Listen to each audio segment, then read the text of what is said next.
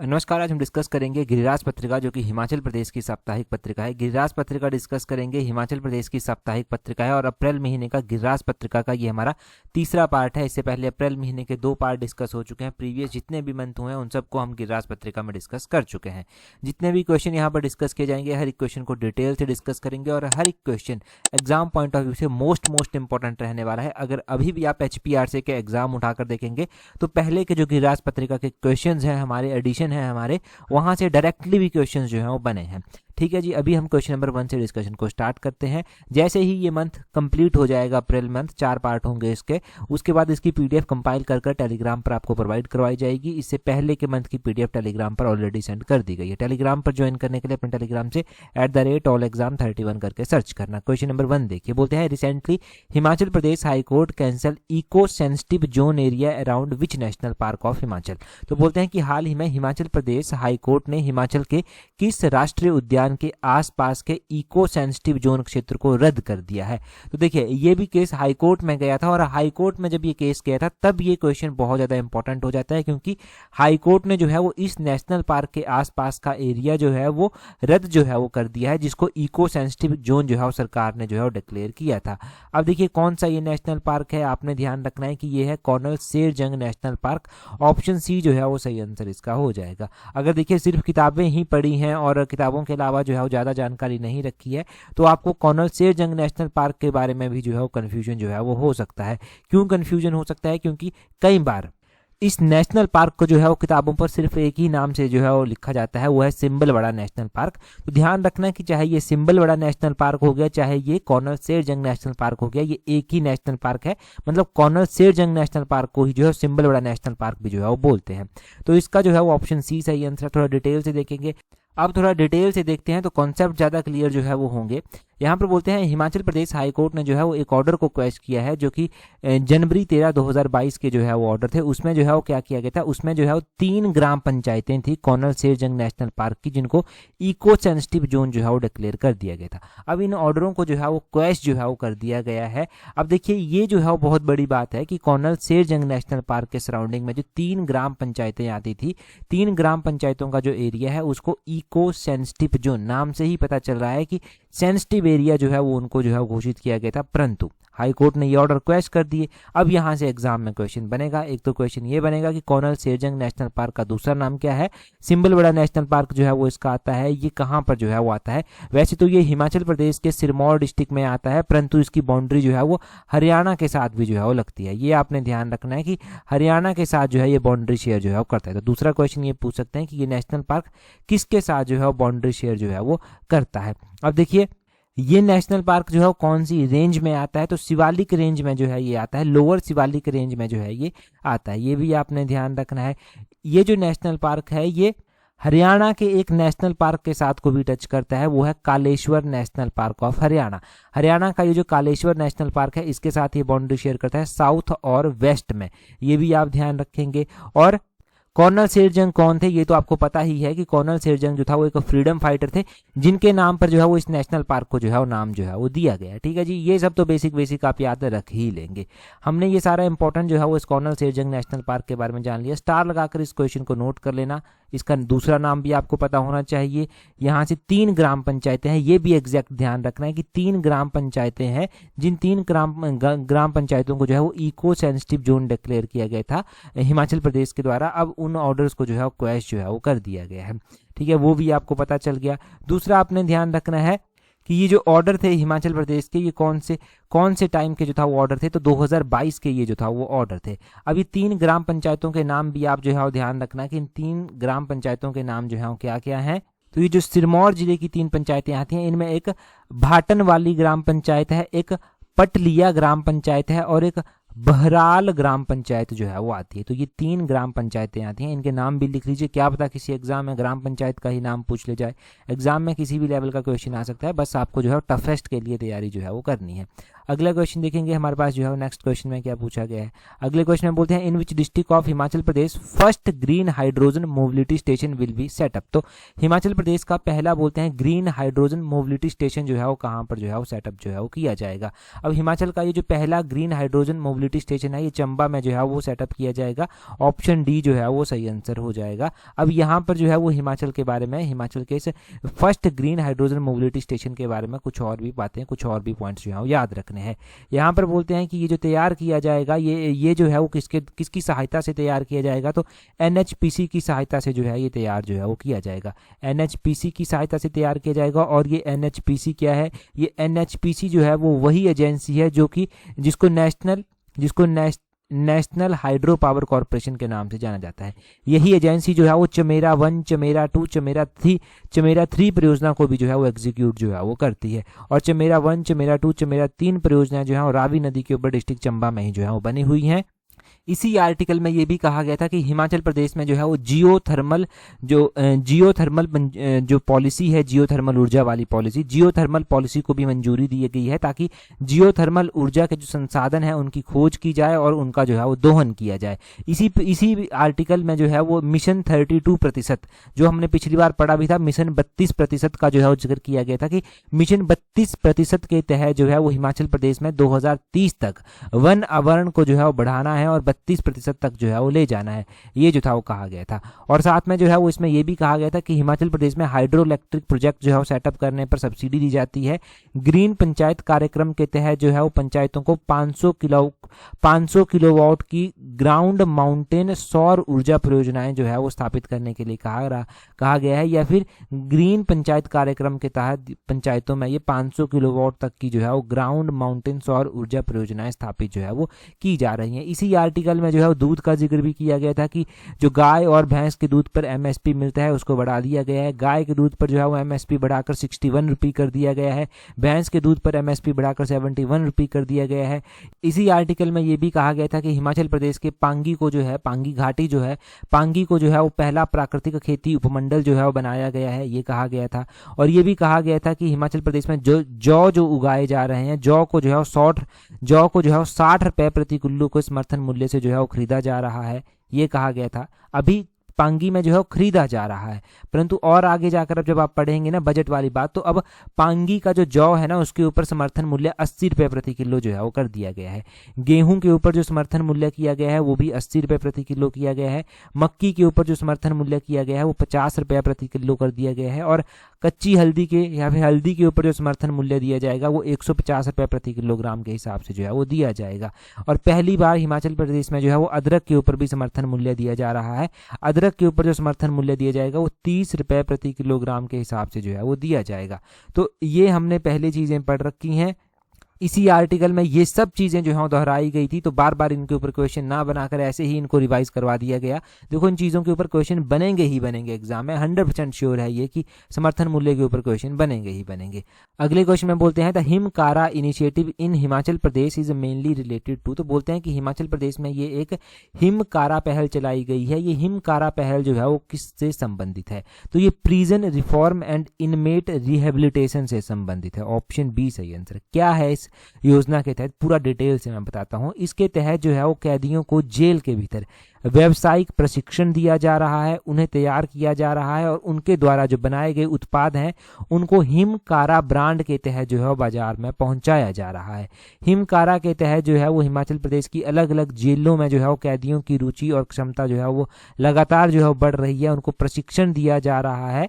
अब देखिए इसमें बेकरी से बने प्रोडक्ट हो गया, सैलून, फास्ट फूड हो गया, है ना, बहुत सारी ऐसी चीजें हैं जिनके ऊपर कैदी काम कर रहे हैं। कैदियों का प्रोडक्ट जो है वो मार्केट में जा रहा है और साथ में ही जो है वो उनको रोजगार भी जो है वो वहां से मिल रहा है। मतलब एक तरह से उनकी इनकम जो है वो बढ़ रही है, ये जो है वो कहा गया। ठीक है, ये हो गया। यहाँ पर ही एक जेल की भी बात की गई थी। उस जेल के बारे में पूछा जाता है कि ये जेल कहाँ पर स्थित है, तो लाला लाजपत राय जेल जो है वो कहाँ पर स्थित है? ये धर्मशाला में जो है वो स्थित है, लाला लाजपत राय जेल। लाला लाजपत राय इस जेल में जो है वो रखे गए थे अंग्रेजों के द्वारा, तो इसलिए इसको लाला लाजपत राय जी के नाम पर जो है वो नाम दिया गया है। तो हिमकारा ब्रांड के बारे में पता चल गया, या फिर इस इनिशिएटिव के बारे में जो है वो आपको पता चल गया। और भी इस आर्टिकल में अलग अलग चीज़ें, अलग अलग पॉइंट्स जो था वो दिए गए थे कि किसको बेनिफिट मिला, कैसे बेनिफिट मिला। वो सारी चीज़ें जो है वो इतनी इंपॉर्टेंट नहीं हो जाती हमारे लिए। जो इंपॉर्टेंट है एग्जाम पॉइंट ऑफ व्यू से, हम वही नोट करेंगे, हम उसी के ऊपर क्वेश्चन डिस्कस करेंगे। तो ये हिमकारा इंपॉर्टेंट है, ठीक है। हिमकारा इंपॉर्टेंट हो गया। ये भी कहा गया था कि ये एक कार्यक्रम नहीं है, ये एक सकारात्मक सोच है जिसके पीछे जो कैदी हैं, जो बंदी बनाए गए हैं, उनको जो है वो फिर से समाज में अच्छे नागरिक के रूप में जो है वो स्थापित किया जाए। ये इसका इनिशिएटिव जो है वो है। तो कई बार इनिशिएटिव पूछ लिए जाते हैं कि इनके इनिशिएटिव क्या है, जो इस तरह की स्कीम्स जो है वो सरकार देकर आ रही है, क्या इनिशिएटिव है। या फिर मेंस वगैरह के एग्जाम में कभी लिखना पड़े तो इस तरह से आप कुछ ऐड जो है वो कर सकते हैं। अगला क्वेश्चन देखेंगे, नेक्स्ट क्वेश्चन देखेंगे हमारे पास क्या पूछा गया है।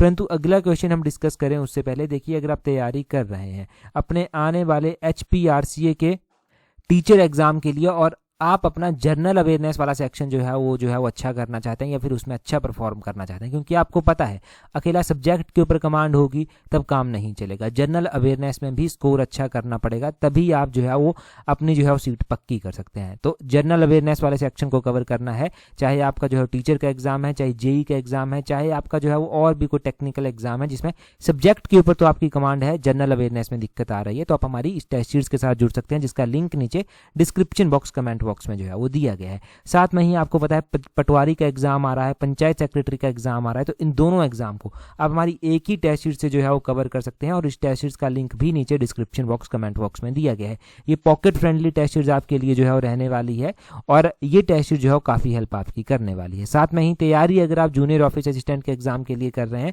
तो उसकी टेस्ट सीरीज का लिंक भी नीचे डिस्क्रिप्शन बॉक्स, कमेंट बॉक्स में दिया गया है।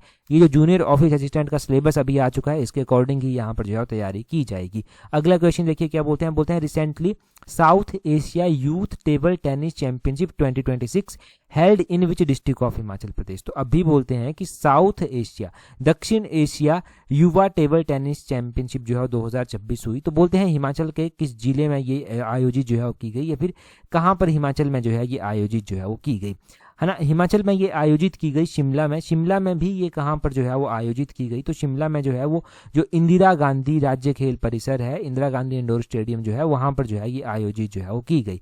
ये किस लिए इतनी इंपॉर्टेंट हो जाती है, ये इसलिए इतनी इंपॉर्टेंट हो जाती है क्योंकि इसमें जो है वो 5 देशों के खिलाड़ियों ने जो है भाग लिया। लगभग 100 प्लेयर यहाँ पर आए थे, जिसमें से इंडिया से, श्रीलंका से, मालदीव से, बांग्लादेश से, नेपाल से प्लेयर यहाँ पर थे।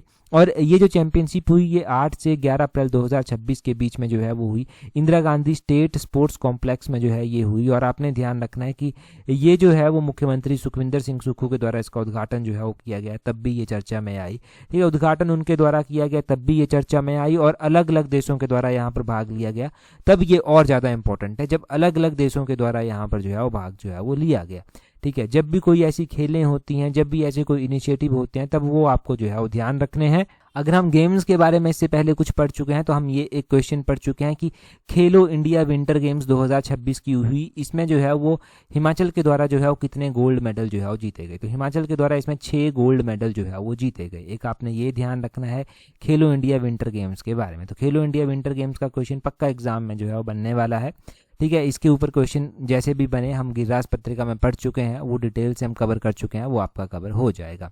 अगला क्वेश्चन देखते हैं हमारे पास जो है नेक्स्ट क्वेश्चन में क्या पूछा गया है। बोलते हैं according to 2025-26 economic survey, how many farmers of Himachal Pradesh successfully adopt chemical free natural farming. तो बोलते हैं कि हिमाचल प्रदेश के कितने किसानों के द्वारा, बोलते हैं कि जो रसायन मुक्त प्राकृतिक खेती है उसको जो है वो अपनाया गया है। अगर हम बात करें हिमाचल प्रदेश के किसानों की, तो 2025-26 के इकोनॉमिक सर्वे के अनुसार हिमाचल प्रदेश के 2.22 लाख किसानों के द्वारा, ऑप्शन ए इसका सही आंसर हो जाएगा, 2.22 लाख फार्मर्स के द्वारा जो है वो हिमाचल प्रदेश के ये जो है वो केमिकल फ्री नेचुरल फार्मिंग को जो है वो अडॉप्ट जो है वो किया गया है। ये क्यों चर्चा में आया, इसके चर्चा में आने के पीछे का रीज़न जो है वो क्या है, इसके चर्चा के पीछे के आने का रीज़न ये है कि ये कहा गया है हिमाचल प्रदेश में जो है वो प्राकृतिक खेती से जो है वो इस वर्ष जो है वो 1 लाख किसानों को जोड़ने का जो है वो लक्ष्य रखा गया है। और ये भी कहा गया कि 38,437 हेक्टेयर भूमि पर जो है वो प्राकृतिक खेती हिमाचल में जो है वो की जा रही है। ये गिरिराज पत्रिका में कहा गया। इसी आर्टिकल में कहा गया था कि 2,22,893 किसानों को जो है वो नेचुरल फार्मिंग के तहत जो है वो जोड़ा गया है। और बोलते हैं कि ये पद्धति जो है वो हिमाचल प्रदेश की 99.3% पंचायतों तक जो है वो पहुंच चुकी है। अब देखिए नेचुरल फार्मिंग की प्रोसेस पहुंच चुकी है, किसान कब तक अपनाते हैं, कैसे अपनाते हैं, वो डिपेंड करता है, क्योंकि इसके लिए स्कीम्स तो चलाई गई हैं, जैसे कि प्राकृतिक खेती, खुशहाल किसान योजना हो गया, और भी बहुत सारी स्कीम्स चलाई गई हैं, परंतु इतना आसान नहीं है प्राकृतिक खेती को अपनाना। प्राकृतिक खेती में बोलते हैं कि होता क्या है, ये जो है वो प्राकृतिक खेती में जो है वो इंडिजीनियस गौ जो होती है, जो देसी गाय जो होती है, उसका गोबर हो गया, उसका गौमूत्र हो गया, और ऐसी ही नेचुरल चीज़ें जो है वो प्राइमरी सोर्स बनती हैं सॉइल फर्टिलिटी को इंक्रीज करने का।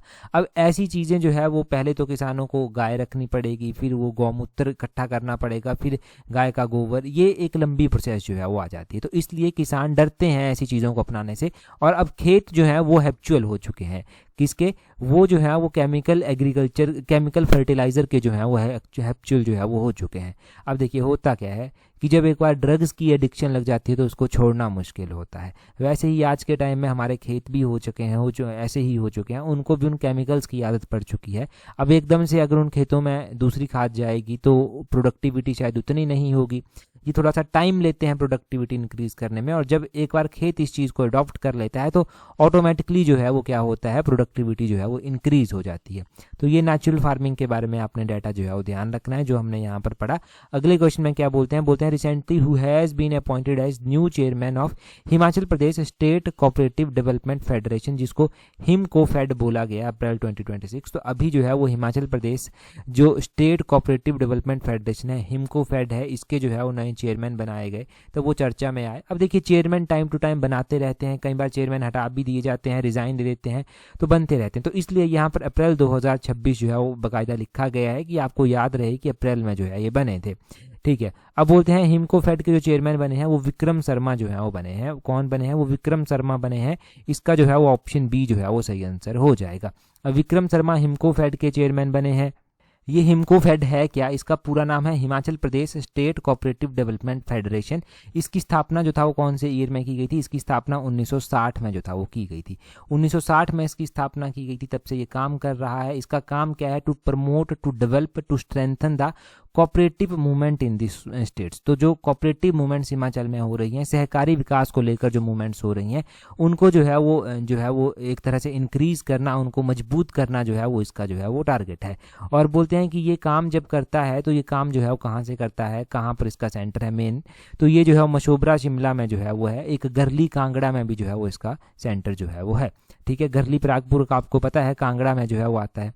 अगला क्वेश्चन देखिए क्या बोलते हैं विद विच अवार्ड हवलदार Rohit Kumar Negi of Taranda village Kinnaur was awarded. तो बोलते हैं कि हिमाचल प्रदेश के किन्नौर जिले के तरांडा गांव के हवलदार हैं रोहित कुमार नेगी, इनको किस पुरस्कार से सम्मानित किया गया है? तो इनको जो है वो मरणोपरांत जो है वो शौर्य चक्र जो है वो मिला है। इनको मरणोपरांत शौर्य चक्र मिला है। अभी क्यों ये गिरिराज पत्रिका में आए वो भी कॉन्टेक्स्ट हम जान लेते हैं कि ये गिरिराज पत्रिका में क्यों आए, इनकी बात गिरिराज पत्रिका में जो है वो क्यों की गई। इनकी बात गिरिराज पत्रिका में इसलिए की गई क्योंकि हिमाचल प्रदेश के जो किन्नौर से मंत्री हैं, राजस्व मंत्री जो है, जिनका नाम जो है वो जगत सिंह नेगी है, उनके द्वारा शहीद हवलदार रोहित नेगी स्मारक का जो है वो शिलान्यास जो है वो किया गया। ठीक है, इनके नाम पर इनके नाम पर जो है एक जो है वो स्मारक बना है, उसका शिलान्यास जो है वो किया गया, तो इसलिए ये चर्चा में आए। तो ये जो शहीद हुए थे ना, ये ड्यूटी के दौरान शहीद हुए थे। एक हिमस्खलन के चपेट में ये आ गए थे ड्यूटी के दौरान, और ये शायद 2023 की बात है जब ये जो था वो आए थे कश्मीर में ड्यूटी के दौरान, ये एक हिमस्खलन की चपेट में आ गए थे। उसके बाद मरणोपरांत इनको शौर्य चक्र जो था वो दिया गया। अब मरणोपरांत शौर्य चक्र जब इनको दिया गया तो इम्पोर्टेंट है नाम इनका, जैसे कि अलग अलग क्वेश्चन हम ऐसे पढ़ते रहते हैं टाइम टू टाइम, जो भी हिमाचल के बहादुर सिपाहियों को उनके बलिदान के लिए, उनकी बहादुरता के लिए जो है वो अवार्ड मिलते हैं, उनको हम पढ़ते रहते हैं, तो उनके नाम भी ज़रूरी रहते हैं। अगला क्वेश्चन देखिए क्या बोलते हैं नेक्स्ट क्वेश्चन में। यहाँ पर बोलते हैं which of the following product of Himachal Pradesh has been granted geographical indication tag. तो बोलते हैं कि हिमाचल का इनमें से कौन सा प्रोडक्ट ऐसा है जिसको जीआई टैग जो है वो दिया गया है। तो जीआई टैग इनमें से किन्नौरी शॉल को जो है वो मिला है, ना ही किन्नौरी कोई चप्पल को मिला है, ना ही टोपी को मिला है, ना ही किन्नौरी वाइन को मिला है। अब देखिए ये क्यों चर्चा में आया कि जीआई टैग जो है वो किसको मिला किसको नहीं मिला। अभी देखिए एक आर्टिकल आया था जिसमें किन्नौर के जो है वो अलग अलग जो है वो जो किन्नौर के अलग अलग जो चीज़ें होती हैं उनकी बात की गई थी। तो किन्नौरी शॉल भी वहाँ पर था। किन्नौर के जो ऊनी वस्त्र हैं उनमें किन्नौरी शॉल सबसे प्रमुख जो है वो आता है। अब ये अंतर्राष्ट्रीय बाजारों पर भी जो है वो इसकी अलग से एक पहचान है, इसकी अलग से एक कीमत है, और बोलते हैं कि इसको जीआई टैग भी जो है वो दिया गया है। इसको जीआई टैग मिला है तब ये और भी ज़्यादा इंपॉर्टेंट हो जाता है। अब हम बात करते हैं कि हिमाचल प्रदेश में जीआई टैग मेन किस प्रोडक्ट को जो है वो मिल चुका है, कि हिमाचल से जीआई टैग जो है वो कौन कौन से प्रोडक्ट को जो है वो मिला है। अगर हम हिमाचल से जीआई टैग प्रोडक्ट्स की बात करते हैं तो हिमाचल से एक तो ये किन्नौरी शॉल हो गया, कुल्लू का शॉल है उसको भी जो है वो जीआई टैग जो है वो दिया गया है, कांगड़ा की चाय है उसको जीआई टैग जो है वो मिल चुका है, और चंबा का रुमाल है उसको भी जीआई टैग जो है वो मिल चुका है, कांगड़ा की पेंटिंग को जीआई टैग मिल चुका है, चंबा की चप्पल है, चप्पल जो जिसको जीआई टैग मिला है वो चंबा की चप्पल है, और जो चुल्ली ऑयल होता है हिमाचल में, चुल्ली तेल जो होता है वो जो है उसको भी जीआई टैग मिल चुका है। काला जीरा जो हिमाचल का है, ये मुख्य रूप से पहाड़ों में ही चीज़ें पाई जाती हैं अपर एरियाज में ही, तो उसको भी जीआई टैग मिल चुका है। लाहौल स्पीति की जो जुराबें और दस्ताने हैं, सॉक्स और ग्लव्स जो है वो उनको भी जीआई टैग जो है वो मिल चुका है। तो ये आपने ध्यान रखना है कि किन किन प्रोडक्ट्स को जो है वो हिमाचल से जीआई टैग जो है वो मिल चुका है। जीआई टैग प्रोडक्ट आपने हिमाचल के ध्यान रखने हैं। आगे क्या बोलते हैं, आगे वन लाइनर क्वेश्चन हमारे पास चलते हैं, काफ़ी वन लाइनर क्वेश्चन हमारे पास हैं, तो देखेंगे कि किस किस तरह के पूछे गए हैं। बोलते हैं जयचंद कांगड़ा के राजा कब बने, तो जयचंद जो है वो कांगड़ा के राजा हुआ करते थे, और कांगड़ा के जो राजा ये बने थे ये 1570 में जो था वो बने थे, 1570 में ये कांगड़ा के राजा बने थे, ये आप जो है वो ध्यान रखेंगे। अब जयचंद कांगड़ा के राजा 1570 में बने। अगले क्वेश्चन में बोलते हैं नूरपुर, बोलते हैं नूरपुर के कवि गंभीर राय ने किस राजा की प्रशंसा की थी, तो नूरपुर के राजा गंभीर राय ने जगत सिंह राजा की प्रशंसा जो था वो की थी, जगत सिंह राजा की प्रशंसा की थी। जगत सिंह नूरपुर का राजा हुआ करता था, जिसके कार्यकाल के दौरान जहांगीर भी जो था वो नूरपुर की यात्रा पर आया था, और जहांगीर की पत्नी नूरजहां के सम्मान में ही जो है वो नूरपुर का नाम नूरपुर जो था वो रखा गया था। अदरवाइज नूरपुर का पुराना नाम क्या था वो आप कमेंट कर जो है बताएंगे कि नूरपुर का पुराना नाम जो था वो क्या हुआ करता था। नेक्स्ट वन क्वेश्चन देखिए, बोलते हैं मेजर ब्लेयर रेड ने चंबा के अधीक्षक का कार्यभार कब संभाला था, तो मेजर ब्लेयर रेड चंबा के अधीक्षक बने थे, सुप्रीडेंट बने थे। इन्होंने काफ़ी डेवलपमेंट चंबा में उस टाइम की थी, काफ़ी नाम इनका हुआ करता था, तो 1863 में इन्होंने अधीक्षक का कार्यभार जो था वो संभाला था। आगे बोलते हैं सर अलेक्जेंडर कनिंघम के अनुसार सुकेत की नींव कब रखी गई थी, तो सर अलेक्जेंडर कनिंघम के द्वारा जो अनुसार अगर हम बात करें तो जो सुकेत की नींव रखी गई थी वो 765 ईस्वी में जो था वो रखी गई थी। जो सुकेत रियासत आती है ना, इसकी स्थापना राजा वीर सेन के द्वारा जो था वो की गई थी। बाद में चलकर सुकेत से ही जो था वो मंडी बना था, ठीक है, तो सुकेत से मंडी बना था। ये भी पूछा जाता है कि मंडी किसकी शाखा हुआ करती थी, सुकेत की शाखा मंडी हुआ करती थी। आदि ब्रह्मा टेम्पल कुल्लू के किस स्थान पर स्थित है, तो आदि ब्रह्मा टेम्पल कुल्लू के खोखन में जो है वो स्थित है, खोखन नामक स्थान पर यह स्थित है। आगे बोलते हैं साहित्य अकादमी अवार्ड 2025 में हिंदी के संस्करण के लिए बोलते हैं जीते जी इलाहाबाद के लिए किसे सम्मानित किया गया है, तो जीते जी इलाहाबाद के लिए जो है वो ममता कालिया को जो है वो सम्मानित जो है वो किया गया है, तो ममता कालिया का नाम ध्यान रखना है यहाँ पर आपने। आगे बोलते हैं 98 नंबर के ऑस्कर अवार्ड 2026 में सर्वश्रेष्ठ फिल्म का पुरस्कार किसे मिला है, तो ये हमने पढ़ा भी है, उत्तीर्ण सीरीज जो हमारी करंट अफेयर वाली सीरीज है उसमें वन बैटल आफ्टर अनदर को जो है वो मिला है, ठीक है, वन बैटल आफ्टर अनदर को जो है वो मिला है, ये आप ध्यान रखें किसको जो है वो मिला है, ठीक है जी, ये हो गया वन बैटल आफ्टर अनदर। आगे बोलते हैं ब्रेबॉर्न स्टेडियम भारत के किस शहर में स्थित है, तो ये ब्रेबॉर्न स्टेडियम जो है वो मुंबई में स्थित है। बोलते हैं किस तरंग के लिए माध्यम की आवश्यकता नहीं होती, तो कौन सी वेव्स ऐसी होती हैं जिसको जो है वो माध्यम की आवश्यकता नहीं होती किसी भी, तो प्रकाश तरंग को जो है वो माध्यम की आवश्यकता नहीं होती। आगे बोलते हैं मौखिक संप्रेषण में सबसे महत्वपूर्ण बाधा क्या होती है, तो मौखिक संप्रेषण में सबसे खराब बाधा जो होती है वो होती है खराब श्रवण। अब मैं कुछ बोल रहा हूँ आप अच्छे से सुनेंगे ही नहीं, तो खराब श्रवण अगर आपका है तब जो है वो सबसे बड़ी बाधा है। एक और बाधा यहाँ पर ये है कि खराब श्रवण की मतलब कोई पॉजिटिव बोल रहा है, आप नेगेटिव ही उसको समझ रहे हैं, नेगेटिव ही सुन रहे हैं, तब भी वो एक बाधा जो है वो बन जाती है। तो इसलिए बोलते हैं कि पॉजिटिव रहना ज़रूरी है। कोई कुछ बोल रहा है, आप पॉजिटिव वे में लेंगे तो पॉजिटिविटी के साथ पॉजिटिव काम हो ही जाता है। आगे बोलते हैं वर्ष 1904 में क्रांतिकारियों की गुप्त संस्था के रूप में अभिनव भारत की स्थापना किसने की थी, तो ये वीडी सावरकर के द्वारा जो था वो अभिनव भारत की स्थापना की गई थी। आगे बोलते हैं माउंट आबू स्थित दिलवाड़ा मंदिर किस समुदाय का एक तीर्थ स्थल है, तो दिलवाड़ा टेम्पल जो है वो किसका तीर्थ स्थल है, ये जैन धर्म का जो है वो तीर्थ स्थल जो है वो है, किसका, जैन धर्म का जो है वो है। आगे बोलते हैं विजय हजारे ट्रॉफी 2025-26 में जो है वो किसने जीती है। तो ये विजय हजारे ट्रॉफी जो है वो किसके द्वारा जीती गई है, ये विदर्भ के द्वारा जो था वो जीती गई, यहाँ पर लिखा नहीं गया, विदर्भ आपने ध्यान रखना है, इनके द्वारा ये जीती गई है, इस टीम के द्वारा। अगला क्वेश्चन देखिए यहाँ पर क्या बोलते हैं which gram panchayat of Shimla district will be developed as a model solar village under the PM Surya Ghar Muft बिजली योजना। तो प्रधानमंत्री सूर्य घर मुफ्त बिजली योजना के तहत बोलते हैं कौन सी ग्राम पंचायत है शिमला की जिसको जो है वो मॉडल सोलर विलेज के रूप में जो है वो विकसित किया जाएगा। हमने इसके बारे में पढ़ा भी था, प्रधानमंत्री सूर्य घर मुफ्त बिजली योजना के बारे में और मॉडल सोलर विलेज के बारे में भी हमने पढ़ा था। इससे पिछले एडिशन में मैंने डिटेल से ये क्वेश्चन जो है वो आपको बताए हैं, तो पिछले एडिशन देख लेना और अब इस क्वेश्चन का आंसर आप कमेंट कर जो है वो बताएंगे। हाँ, टेलीग्राम पर अगर आपने ज्वाइन नहीं किया है तो टेलीग्राम पर ज्वाइन करने के लिए अपने टेलीग्राम से @allexam31 इस तरह से सर्च करना, आपको हमारा टेलीग्राम चैनल जो है वो मिल जाएगा। आज की इस वीडियो में इतना ही है। That's all for today. Thank you very much for watching and listening it very patiently.